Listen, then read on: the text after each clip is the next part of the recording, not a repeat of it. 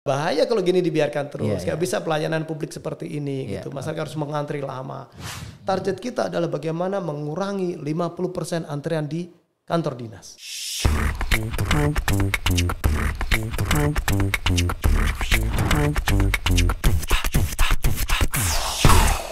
Selamat datang Pak Kadis Dukcapil, Kependudukan dan Catatan Sipil, Pak Slamet Sutejo. Ya, Mas Nanang, selamat sore. Terima kasih datang, banyak. Pak. Siap. Terima kasih, saya sangat senang Bapak bisa hadir di tempat kami. Oke Pak, saya mau langsung saja Pak. Iya, Mas Nanang. Bapak di Timika sudah berkarir berapa lama? Ya, alhamdulillah. Ini cerita panjang. Pertama mungkin kita menyapa publik Mimika dulu. Ya, Molongo di Momitimi, masyarakat Mimika yang berbahagia. Assalamualaikum warahmatullahi wabarakatuh. Kami sore ini mendapat kesempatan yang mulia. Terima kasih Mas Nanang dan tim bisa menghadirkan kami di sebuah podcast di sore hari ini. Mudah-mudahan obrolan kita bisa membawa manfaat buat masyarakat Mimika khususnya terkait dengan Adminduk. Nyambung pertanyaan Mas Nanang tadi, alhamdulillah saya pertama lulus dari STBDN terus ditempatkan di Mimika di bulan November tahun 2002. Jadi sebenarnya cukup dari lama. 2002 ya? Alhamdulillah. Jadi dari sekolah di STBDN langsung ditempatkan di Mimika waktu itu. Sebelum di Dinas Kependudukan Catatan Sipil, Bapak sebelumnya di mana? Saya pertama ditugaskan di sekretariat daerah di bagian pemerintahan desa dulu. Waktu di kantor Bupati lama di SP5. Setelah itu baru 3 bulan dipindahkan di Tembagapura sebagai sekretaris distrik Tembagapura, Sekcam ya waktu itu. Terus setelah itu menjadi kepala distrik, dikasih amanah menjadi kepala distrik Tembagapura hampir 4 tahunan. Terus turun lagi di Timika, jadi pernah jadi di pemerintahan, terus di Kesbangpol. Terus waktu itu dilantik di Kuamkina Rama juga. Pernah dikasih kepercayaan memimpin di situ hampir sekitar 1 tahun lebih. Udah itu dikembalikan lagi di Tembagapura lagi gitu. Ya alhamdulillah dari perjalanan karir banyak memang setiap hari bergelut dengan masyarakat, berinteraksi dengan masyarakat.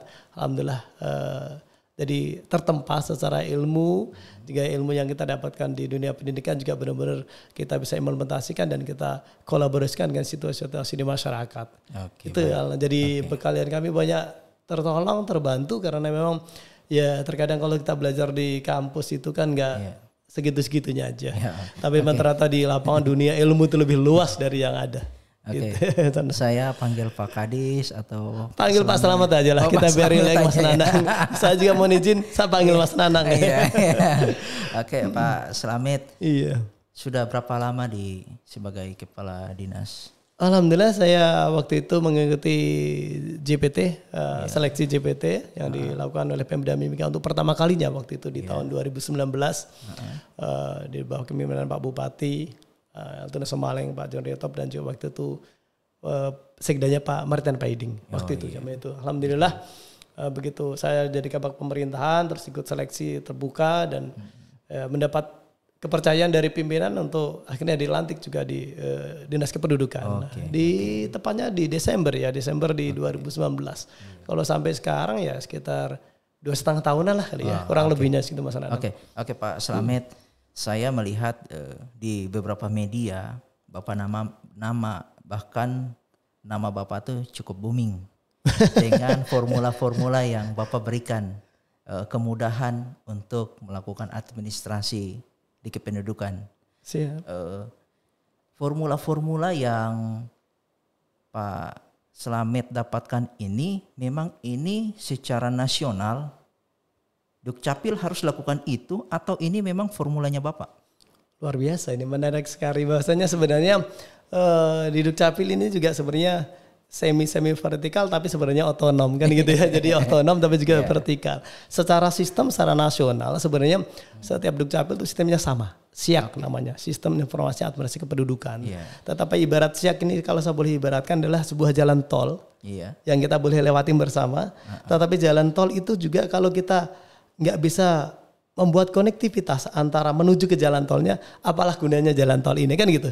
Hanya dinikmati oleh orang tertentu atau mungkin yang memang terkoneksi sistem, tetapi kita nggak bisa mengonekkan ke kendala-kendala kesulitan masyarakat yang di sekitar jalan tol, bagaimana bisa mengakses masuk jalan tol. Oke, gitu. inovasi ini Pak Slamet yang ciptakan? Sebenarnya bukan saya ciptakan ya, banyak ya kita banyak diskusi. Saya berada juga di Dukcapil yang cukup baru juga, teman-teman yang senior sudah banyak, ada Pak Amir ya, Pak Amir ada Kabit pihak itu. Iya, maksud saya artinya ini produk lokal.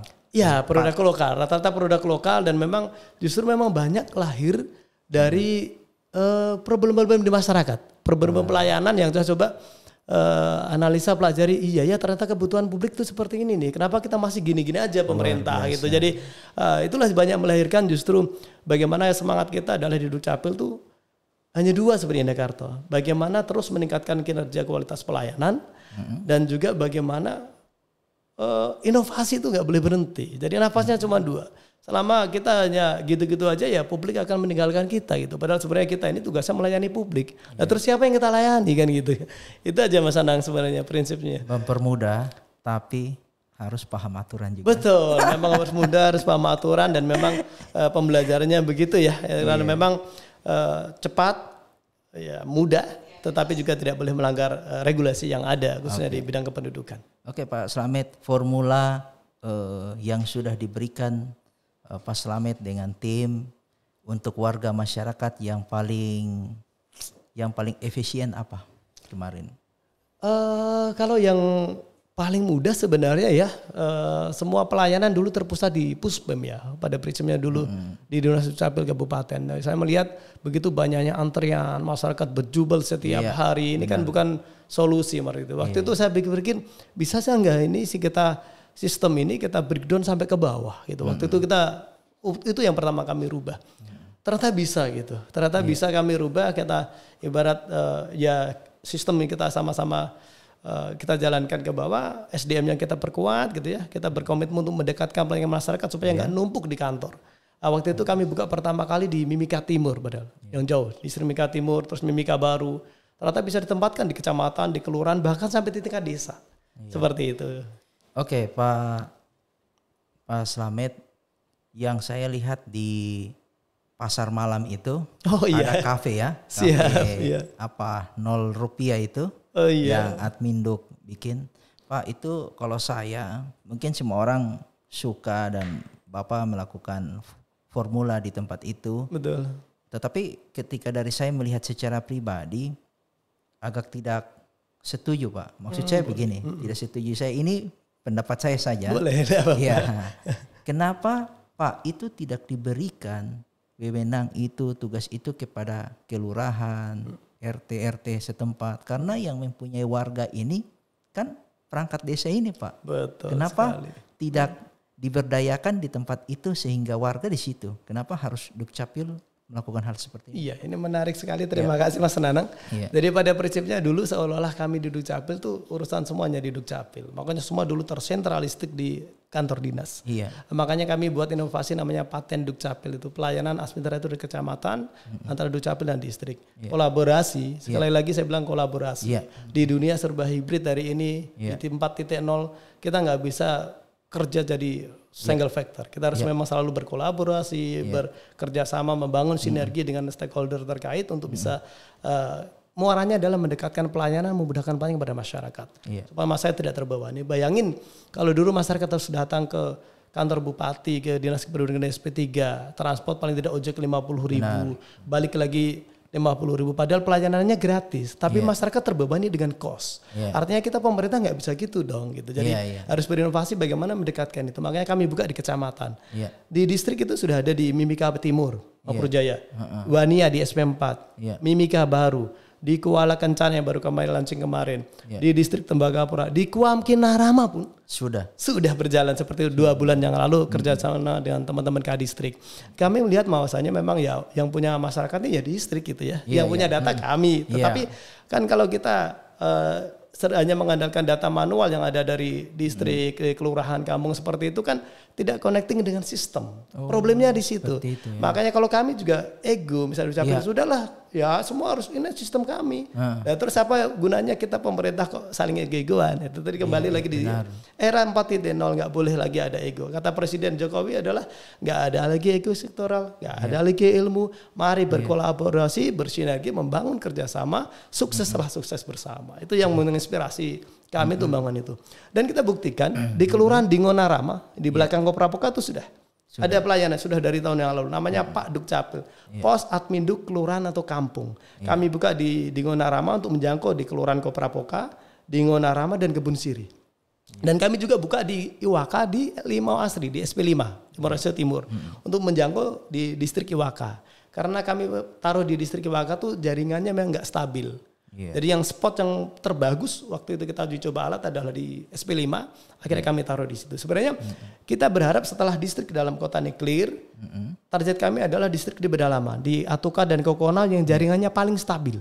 Sambil pemerintah menyiapkan infrastruktur seperti Dinas Kominfo ini ya, dari dengan Telkomsel, membangun BTS-BTS di spot-spot sehingga tidak ada lagi blank spot di Kabupaten Mimika, sehingga nanti bisa pelayanan ini terbreakdown sampai ke tingkat desa dan kelurahan. Seperti itu. Ini yang kelurahan dan kampung itu pilot project. Menyambung tadi pertanyaan Mas Nanang, saya senang sekali nih. Karena kalau setuju semua jadi nggak bagus juga gitu. Ibarat ya kita kalau di orkestra itu kan gitu nih. Ada yang suaranya harus di bass, ya ada stoner gitu. Kalau semuanya bass juga nggak enak orkestra gitu. Begitu juga kalau kita masak ya. Ibarat kami ini kan pembantunya Pak Bupati, Pak Wakil Bupati harus bisa meramu bagaimana kebijakan-kebijakan beliau, visi misi dituangkan dalam rencana strategis dan memang rencana kerja yang bisa dimanfaatkan oleh masyarakat. Kenapa yang melatar belakangi kami membuka layanan itu di pasar sentral? Sebenarnya gini, kami sudah kerja ekstra di hari kerja, Senin sampai Jumat. Kami juga sudah membuka pos sedekat mungkin di kelurahan, kecamatan, di desa salah satunya ada. Kami sudah membuka layanan online by WhatsApp yang dokumennya kami cetakan, kami antarkan door to door gratis, bebas ongkir, no tipping lagi. Itu warga cukup menerima dari rumahnya, ngakses dari rumah cukup WA selesai. Kami juga sudah buka layanan di rumah sakit gitu ya. Tadi Mas siapa namanya tadi ya yang baru lahiran di RSUD ya, insya Allah bisa terbit Lala Pukaka ya. Jadi di RSUD Mimika, RSM masyarakat, mitra masyarakat, puskesmas S2, puskesmas kota dan juga di rumah sakit Kasih Erlina. Begitu bayi keluar lahir, dia pulang bawa bayinya, bapak dan ibu ini juga langsung bawa dokumennya. Jadi selesai nggak ada urusan dengan pendidikan. Dengan pengadilan agama, Kementerian Agama di KU juga sudah terkolaborasi sehingga praktis nggak ada lagi orang. Kami ingin adalah begitu dia masuk di instansi yang terkonek dengan Dukcapil, nggak perlu lagi dia ngurus update datanya ke Dukcapil. Selesai diurusannya di situ, di tempat itu. Ini ternyata masih banyak juga keluhan atau mungkin aspirasi dari masyarakat. Gimana ya, saya ini kan kadang kesibuk di hari kerja. Kadang juga ngakses online nggak sempat online. Terus gimana dong kalau hari Sabtu? Padahal hari Sabtu, setiap Sabtu kami sebulan sekali, 2 kali, kadang 3 kali ini sekarang turun pelayanan jempol Adminduk. Jemput bola keliling-keliling. Di kantor kelurahan, kantor kampung, sampai besok nih, sekaligus ini di momen bagus ini saya sampaikan besok kami akan pelayanan di Pigapu. Yang juga nggak ada spot signal juga. Kami kemarin baru dari Hoya juga di pedalaman-pedalaman. Jadi yang tidak terjangkau oleh jaringan internet, kami jemput bola langsung ke titik-titik masyarakat.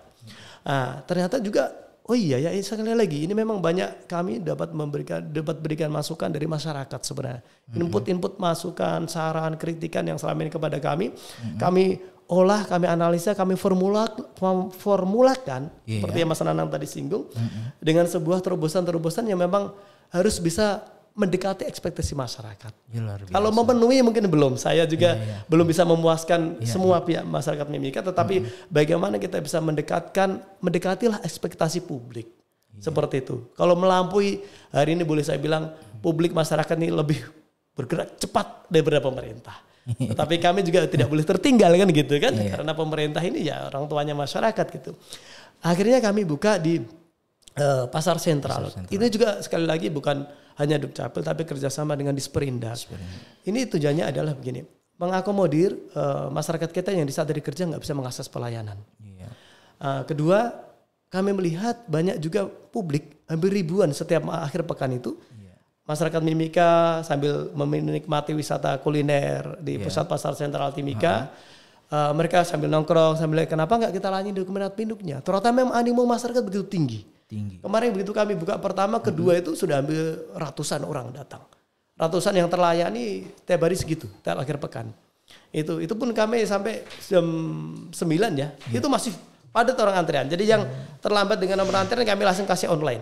Jadi supaya mereka juga nggak boleh kecewa tapi tetap terlayani. Yang nggak bisa terloket. Jadi kegiatan kafe Dukcapil yang di pasar malam itu hari Sabtu dan hari Minggu. Khusus malam Minggu. Khusus malam Minggu. Karena kalau melihat kalau hari biasa juga nggak terlalu ramai. Tidak terlalu ramai. Jadi sementara tenaga kami juga fokus, personel kami SDM dan juga peralatan fokus di semua lokasi loket pelayanan di Puspem, di kecamatan, di distrik dan juga di kampung kelurahan. Sehingga di saat akhir pekan itu kami mencoba melayani seperti itu dengan nuansa yang sedikit berbeda supaya orang itu nggak melulu harus ngurus dokumen kependudukan dengan situasinya begitu formal. Masyarakat hari ini harus pingin santai, rileks tapi urusannya selesai beres. Nah, gitu. Masyarakat hari ini sudah seperti itu idolanya. Dan juga banyak juga untuk menjangkau selain masyarakat mimika yang tadi ya sambil menikmati akhir pekan adalah generasi-generasi muda kita. Adik-adik milenial kita ini kan nggak mungkin juga kalau di hari sekolah kita paksa ke kantor. Atau kita jemputin dulu, kami punya program Goes to School juga menjangkau tapi juga sudah maksimal tapi memang harus butuh peningkatan. Artinya ini juga akan sudah dilakukan Pak. Sudah dilakukan. Tetapi memang ini akan Cafe Adminduk ini ternyata kemarin yang banyak melakukan perekaman pemula. Pemula perdana yang 17 tahun pertama itu ya. Memang rata-rata mereka semua. Jadi praktis benar-benar dengan dilakukan berbagai pos-pos pelayanan seperti itu, peserta atau warga yang datang ke kantor pemerintahan volumenya agak perubahan berkurang drastis. Praktis kami dulu, saya teringat sekali waktu saya baru ditugaskan di Dukcapil itu, kami kerja jam 7:30 gitu ya, sudah mulai running, buka loket itu bisa sampai jam 5 belum selesai kadang. Pelayanan itu numpuk begitu. Ini kan berarti butuh manajerial dan butuh leadership yang harus bisa memanage ini. Ini bukan pelayanan kalau begini. Waktu saya gitu. Wah ini bisa ya bahaya kalau gini dibiarkan terus. Gak bisa pelayanan publik seperti ini gitu. Masyarakat harus mengantri lama gitu. Sehingga begitu ini praktis hari ini sudah bukan hari ini ya, sudah lama ya. Begitu kami buka di level bawah di Dukcapil itu jam-jam 12 sudah sunyi. 11 sudah gak ada orang. Dan berarti memang target waktu kami bersama tim di Dukcapil, target kita adalah bagaimana mengurangi 50% antrian di kantor dinas. Akhirnya bisa Pak? Dan ternyata bisa. Bisa ya. Begitu memang kita dekatkan. Terima kasih Sanan. Jadi pada prinsipnya sebelah kami ingin gini. Layanan Adminduk itu memang semuanya gratis. Tetapi apalah artinya gratis kalau masyarakat masih terbebani mengeluarkan biaya untuk transportasi. Wah luar biasa. Itu makanya kami bagaimana selalu mendekatkan sedekat mungkin. Mudah-mudahan dengan kemudahan-kemudahan yang pemerintah berikan untuk pelayanan publik ini mampu membangun kesadaran masyarakat. Gitu ya. Oke Pak Slamet, saya melihat Bapak melakukan berbagai formula dan formula itu saya lihat cukup menarik. Tetapi di sini yang saya ingin tanyakan, formula ini tolak ukurnya seperti apa Pak? Apakah tolak ukur dari setiap formula yang Bapak lakukan ini sukses? Alhamdulillah. Jadi apalah kita buat inovasi kalau nggak bisa survive. Itu yang saya pribadi dan kami tim semua di Dukcapil itu selalu ini. Kalau semua buat inovasi, buat terobosan semua orang mungkin bisa. Tetapi bagaimana terobosan itu bisa sustainable, bisa terus berkelanjutan dan sampai hari ini dari 15 inovasi semuanya berjalan. Semuanya masih berjalan. Semuanya masih berjalan. Tidak ada yang mati. Jadi yang pertama dulu Lalapo Kakak di RSUD hari masih jalan. Yang Orlando yang dulu layanan online berbasis WhatsApp itu yang dulu belum pandemi waktu itu. Itu terbesit adalah bagaimana kita ingin mengurai antrian di loket supaya orang yang dapat nomor antrian itu kadang kan sudah habis jam 10 dah 200 nomor habis. Terus gimana orang yang datang setelah itu? Kan kasihan, masa harus balik besok lagi belum tentu dapat. Kita kasih nomor online, bukalah layanan itu sehingga dia bisa mengakses langsung dari mana saja kapan aja. Kami processing, datanya valid, cetak, kirimkan, selesai. Jadi dikirimkan data secara online lewat PDF ke HP-nya, ke emailnya. Masih minta masak, aduh Pak saya ini nggak punya printer ngecek di rumah. Padahal bisa dicetak sendiri di rumah, kecuali KTP-nya ya. Oke, kami printkan, kami antarkan door to door. Kalau waktu itu kami pernah ingin mencoba mungkin lewat jasa dalam arti seperti mohon maaf mungkin kantor pos atau mungkin jasa online yang lain. Tetapi kan publik jadi tetap terbebani. Sebegitunya kami ingin betul-betul mendorong pelayanan ini benar-benar gratis, mereka nggak ngerasakan mengeluarkan biaya. Meskipun juga terkadang mereka tetap naik ojek gitu ya, tapi terkadang ya paling tidak pemerintah ini membuat formula pilihan sebanyak mungkin kepada masyarakat. Jadi silakan yang mau mengakses ke loket monggo, ke kantor dinas silakan, ke distrik silakan, ke kelurahan silakan, atau online silakan, atau di mana saja monggo silakan, itu pilihan bagi masyarakat kapan sesuaikan dengan situasi dan kondisinya masing-masing. Oke Pak, Pak katakan boleh ke setiap posko-posko masing-masing. Itu semua tentang berkaitan dengan Dukcapil di situ. Semuanya. Jadi yang ada di layanan di kecamatan, di distrik. Seandainya saya mau pindah ke luar kota, ingin menetap di luar kota, cabut bisa berkas langsung di kelurahan bisa, di ini bisa, maka sistemnya satu. Wah, kami monitor secara sistem, jadi dari semua loket pelayanan setiap hari tadi yang online, mungkin saya sebutin ya. Di Lalapukaka ada 5 tempat, 5 operator. Di Padukasip yang kita dengan pengadilan agama. Jadi kalau pengadilan agama Mimika, jadi begitu orang berproses cerai, putusannya ingkrah, terkadang ada orang punya beban sosial untuk harus melaporkan saya habis bercerai seperti itu. Jadi kami nggak tahu siapa yang bercerai, tetapi datanya ada valid, ingkrah putusannya di pengadilan agama, kami prosesin. Jadi dengan kerjasama integrasi pelayanan itu, kami pengadilan agama mengirimkan kepada kami datanya, kami cek di sistem, valid, prosesin, pisahkan semuanya, kirimkan lagi ke pengadilan agama. Jadi dia diserahkan langsung dokumen itu, ya akte cerainya. Semuanya gratis Pak? Semuanya gratis dan langsung diterima di pengadilan. Jadi warga Timika harus dengar di video ini bahwa semuanya tuh gratis Pak. Semuanya gratis, dan jangan percaya kalau ada orang bilang oh nih ngurus ini mudah lewat calo sudah nggak perlu, nggak zaman deh hari gini masa harus pakai calo gitu. Jadi sudah sangat mudah, sangat cepat kalau masih seperti itu ya. Dan nomor saya pun terbuka. Mungkin salah satu dinas mungkin yang di Pemda yang nomor pejabatnya dari kepala dinas sampai ke kepala seksi sampai ke operator kami publish di publik. Kami publish di media sampai sosial ada kami. Di handphone saya juga. Boleh Pak, silakan. Jadi memang kami terbuka menerima. Kalau misalnya saya pas nggak bisa, ada yang akan bisa melayani. Kalau pas staf saya nggak bisa dan memang ada kendala, bisa ngakses ke saya gitu. Jadi memang ya tugas kita seperti itu gitu. Oke Pak Slamet, Bapak melakukan formula yang cukup bagus dan saya melihat memang sangat efisien dan efektif. Tetapi bagaimana formula ini respon dari warga bagaimana Pak? Ya alhamdulillah ya tentunya. Punya kesulitan? Pasti semua orang punya kekurangan kelebihan. Begitulah kami juga sama apapun yang kita sudah lakukan juga pasti ada min dan plusnya. Contoh begini Pak, kami ini sudah menyediakan formula kemudahan bagi warga. Warga ini kok masih saja ke kantor pusat pemerintahan, di kantor Dukcapil. Ibu bapak dari mana? Saya dari, pokoknya jaraknya jauh lah. Loh, kan dalam hati kita kan ada di distrik yang Bapak sampaikan. Betul. Kenapa warga ini sampai harus ke sana? Itu Pak. Betul. Satu mungkin juga sosialisasi yang harus kita terus menerus ya. Jadi alhamdulillah pada sore ini saya berterima kasih sekali. Meskipun ini secara virtual, secara online, tapi biasanya lebih menggema daripada kita sosialisasi. Saya senang sekali Mas, karena kalau memang banyak saya merubah pakem-pakem dalam tataran birokrasi. Meskipun saya ini birokrat tulen. Saya sekolah dari pemerintahan birokrat tulen, tapi bagi saya pemerintah itu harus berupaya mencari terobosan-terobosan yang semudah mungkin, secepat mungkin bisa dikenakan masyarakat tanpa juga melanggar regulasi. Itu tepatnya.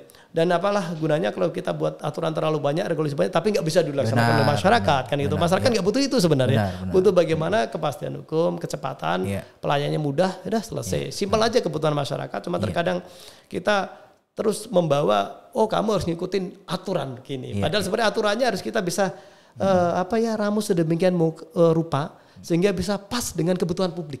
Nah, gitu utamanya kan di situ Mas Nandan. Itu sih. Saya waktu ke sana antar undangan buat Bapak, saya lihat memang warga sudah cukup berkurang. Dan memang formula yang Bapak lakukan memang sangat membantu bagi warga Timika di sini. Jadi Bung Pak Slamet, kira-kira apa yang mau disampaikan nih buat warga? tentang Dukcapil ini? Oh iya, melalui sore yang berbahagia ini bersama sebuah podcast dengan hostnya Mas Nanang yang luar biasa nih. Saya agak gelegepan juga di pertanyaannya tadi ini. Tanpa teks tapi memang luar biasa pertanyaan-pertanyaan. Masyarakat Mimika yang berbahagia, kami menghimbau untuk terus silahkan mengupgrade data kependudukannya. Karena hari ini praktis semua data itu akan terkoneksi dengan kependudukan, dengan NIK khususnya. Semua hampir udah 5.066 lembaga kementerian di pusat di daerah itu datanya terkoneksi ke data center di Dukcapil Kemendagri. Sebagai simpel aja hari ini kalau kita request tiket aja kalau NIK-nya nggak valid nggak akan bisa keluar tiketnya. Kita mau vaksin seperti itu, mau buka rekening bank, mau buka SIM ngurus SIM seperti itu. Hampir semua sendi-sendi pelayanan publik terkoneksi ke Dukcapil. Ini yang kita berharap kemudahan-kemudahan yang telah diberikan oleh Dukcapil dan khususnya juga kami sangat apresiasi Pak Dirjen Dukcapil Kemendagri, Pak Profesor Judan. Beliau terus mendorong kami untuk tidak berhenti berinovasi, memperbaiki kinerja, terus berbenah. Karena masyarakat ini majemuk, plural, kebutuhannya berbeda-beda. Dari segmen yang berbeda-beda, kita harus bisa hadir melayani mereka dengan cara yang berbeda-beda, tetapi dengan standar yang sama. Gitu. Harus bagaimana masakan itu bisa pas dirasakan buat semua masyarakat gitu. Itu yang utama gitu. Artinya yang mau asal Solen monggo, yang mau ke loket monggo, yang mau di kelurahan sedekat aja. Lalu ada juga misalnya kadang sudah dari kelurahan berada di situ ada tapi lari ke puskesmas kita layani. Gak boleh kita tolak karena dimanapun dia boleh mengakses semua pelayanan publik. Kalau yang di kelurahan gak bisa menyelesaikan masalah, langsung kami upload di WhatsApp seperti itu, kami semuanya Pak Amir terutama Kabit Pihak dan teman-teman yang lain langsung akses sistem buka ngasih solusinya. Kalau yang memang case-case-nya agak berat seperti itu kami arahkan ke posko untuk kami tangani lebih lanjut supaya benar-benar bisa dijelaskan masyarakat. Yang berikutnya adalah kami menghimbau memang kesadaran apapun yang telah dilakukan pemerintah tanpa adanya diimbangi dengan kesadaran publik juga apalah artinya. Jadi kita bersama-sama pemerintah terus berupaya memudahkan pelayanan kepada masyarakat, mendekatkan pelayanan masyarakat juga kita berharap terbangun kesadarannya karena begitu kemudahan-kemudahan yang diberikan. Ini juga bagian dari upaya kami untuk terus mengimplementasikan visi misi Bapak Bupati, Bapak Dr. Retulus Somaleng dan Pak John Retop, Pak Wakil Bupati, bagaimana smart city ini betul-betul dirasakan oleh masyarakat. Smart city bukan harus selalu dengan teknologi, tetapi dengan kemudahan-kemudahan yang kita bisa berikan kepada publik Mimika khususnya. Gitu Mas Nana. Satu lagi dari saya, Pak Slamet. Target 2 tahun ke depan Dukcapil apa?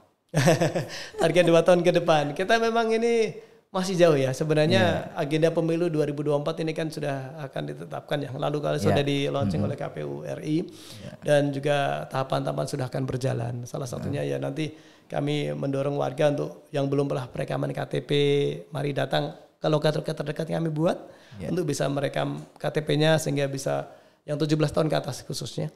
Untuk bisa nanti punya hak pilih di saat pemilu dan juga bisa mengupgrade data. Jadi kalau kita pindah dari satu tempat ke tempat lain dilaporkan. Dilaporkan supaya bisa diupgrade datanya. Jangan kita dulu sudah di Timika Jaya misalnya, sudah pindah lagi di Kamoro Jaya nggak dilaporkan pindah aja. Nanti kan jadi salah ini. Orang itu bagaimana supaya data ini valid, by name, by address, secara de facto dan jujurnya, si orang di A di sini tempatnya, datanya di sini. Itu yang diharapkan oleh pemerintah, sehingga bisa dijadikan formula untuk pemerintah mengambil kebijakan bisa tepat sasaran. Nah itu yang kedua. Yang berikutnya adalah kami juga berharap kemudahan-kemudahan ini bukan berarti Dukcapil mengkebiri tadi yang Mas Nana sampaikan peran-peran camat, lurah, kepala kampung, RT enggak. Justru kami membantu kemudahan pelayanan itu karena database-nya itu penduduk Mimika saat ini sejumlah 311.925 itu sudah ada di database semua di Admindu. Kalau toh masih ada yang belum ditemukan, kami juga tetap akan input datanya. Baik yang di pedalaman yang saat kami jempol gitu atau mungkin ada juga kadang warga yang datang ternyata datanya di sistem nggak ada. Ya kami input lagi untuk jadi penduduk Mimika. Kami berharap setelah punya dokumen penduduk ataupun warga juga yang pindah datang, baik dari luar ataupun juga yang pindah antar kampung, antar kelurahan, antar kecamatan, antar distrik di Mimika, untuk bisa melaporkan juga ke wilayah setempat. Jadi setelah dokumennya jadi ya kulo nuwun lah, dalam artian adat orang timur kan gitu Mas Nanangnya ya harus lapor, jangan sampai warga kita berada di sini ditanya RT berapa, nggak tahu Pak. Itu banyak sekali warga kami tanya tinggal di kelurahan ini, jalan ini RT berapa Pak? Nggak tahu. Padahal data ini akan benar, benar sampai ke RT adalah kalau warga tahu. Artinya, Bapak harus lapor sama RT-nya. Bapak harus lapor sama lurahnya biar diketahui keberadaan Bapak. Dan kalau pindah juga melaporkan. Seperti itu sehingga tersinergi antara layanan publik yang di pemerintah kabupaten, di distrik atau kecamatan, di kelurahan kampung, dan juga di RT-nya semua tersinergi dan datanya akan semakin baik. Ini mungkin hari ini belum 100% saya akui itu, tetapi kita terus bergerak naik, Mas Nanang. Terus bergerak naik untuk benar-benar data ini semakin bisa akurat. Ya, kalau ada yang meninggal, juga kami namanya punya layanan BPPLK. Jadi ini satu inovasi yang lalu kita buat juga. BPPLK itu buku pokok pemakaman dan laporan kematian. Ini juga kami online dengan petugas makam. Dan beberapa kelurahan. Kami kan terkadang banyak warga yang mohon maaf sudah meninggal tetapi tidak melaporkan. Nah, melaporkan cukup mungkin kematian dari kelurahan. Mungkin selesai memang sudah meninggal. Laporkannya fungsinya untuk apa? Datanya kalau nggak diterbitkan di akte kematian di Dukcapil, datanya masih terdaftar hidup. Niknya itu. Padahal secara fisik warga tersebut sudah meninggal. Kalau sudah dilaporkan, diterbitkan akte kematiannya, secara sistem datanya akan terdelete. Nah ini juga mengurangi resiko-resiko di saat nanti misalnya, loh ini kok penyalur bantuan ini orang udah meninggal kok masih ada namanya. Karena nggak dilaporin. Kan mungkin nggak setiap saat Dukcapil tahu orang ini meninggal di mana kapan. Nah ini yang kami juga bekerjasama dengan kelurahan. Kelurahan, para petugas makam dalam itu sudah berjalan. Ya upaya-upaya ini untuk memudahkan supaya itu pun dokumennya diantirin Mas Nanang. Kami paham betul karena orang lagi duka, meskipun kita juga nggak mengharapkan asal hari ini meninggal terus bisa urus, enggak. Biarkan selesai masa dukanya, tenang baru kami bantu urusannya. Sehingga mungkin untuk pengurusan yang lain seperti barangkali ada asuransi, hal lain-lain jadi lebih mudah. Dan data secara tidak langsung, data kita juga akan semakin valid. Supaya mengurangi risiko misalnya di saat nanti pemilu, orang meninggal kok masih muncul. Ya kalau nggak dilaporin kami juga nggak mungkin matikan seseorang karena kami nggak tahu kan gitu ya. Nah ini memang betul kata Mas Nanang tadi, partisipasi masyarakat publik ini sangat-sangat menentukan keberhasilan pemerintah. Itu Mas Nanang. Oke, terima kasih Pak Slamet. Terima kasih atas saran untuk warga dan juga target beberapa tahun ke depan yang Pak Slamet akan lakukan bersama tim. Terima kasih atas penyampaiannya Pak Slamet. Nanti ada inovasi terbaru lagi, jangan bosan kalau saya undang ke tempat ini. Dengan senang hati, alhamdulillah kemarin sudah mengatur undangan kantor, padahal cukup di WA juga insya Allah saya datang. Biasa. Terima kasih Mas. Terima kasih Pak Slamet. Sama-sama, sukses selalu buat sebuah podcast Mimika. Iya.